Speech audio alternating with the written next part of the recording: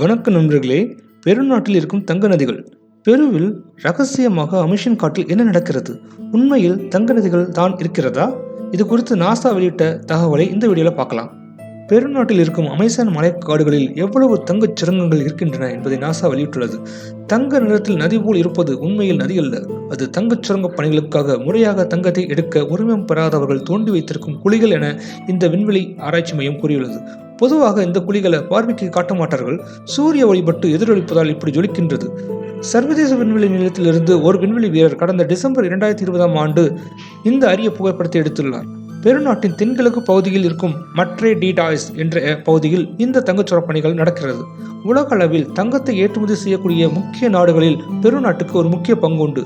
அப்படிப்பட்ட பெருவில் மட்ரே D toys பகுதியில் ஆயிரக்கணக்கான முறையாக அனுமதி பெறாத சுரங்க பணியாளர்கள் தங்கத்தை எடுப்பதன் மூலம் தங்கள் வாழ்க்கையை நடத்த முயற்சிக்கிறார்கள். தங்கத்தை தேட நூற்றுக்கணக்கான குழிகளை தோண்டி இருக்கிறார்கள். அக்குழிகளை சுற்றிலும் சேற்றை கரை போல் வைத்திருக்கிறார்கள். இந்த இடங்களில் இருக்கும் செடி கொடிகளை எல்லாம் நீக்கிவிட்டுத்தான் தங்கத்தை தேட குழி தோண்டுகிறார்கள் என நாசா விவரிக்கிறது. இப்பகுதியில் தங்கச் சுரங்க பணிகள் அதிகரிப்பதால் அதிக காடுகள் அழிக்கப்பட்டு வருகின்றன. Monitoring of the Andean Amazon project என்கிற குழுவின் கணிப்பின்படி கடந்த ஜனவரி 2019 மேற்கொள்ளப்பட்ட ஒரு ஆராய்ச்சியில் 2018 ஆண்டில் மட்டும் பெருநாட்டில் 22,930 ஏக்கர் அமேசான் காடுகள் அழிக்கப்பட்டிருப்பதாக கண்டுபிடிக்கப்பட்டுள்ளது.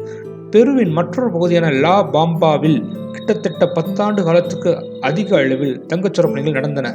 அதை பெரு அரசு கடந்த 2019 ஆண்டு நிறுத்தியது குறிப்பிடத்தக்கது.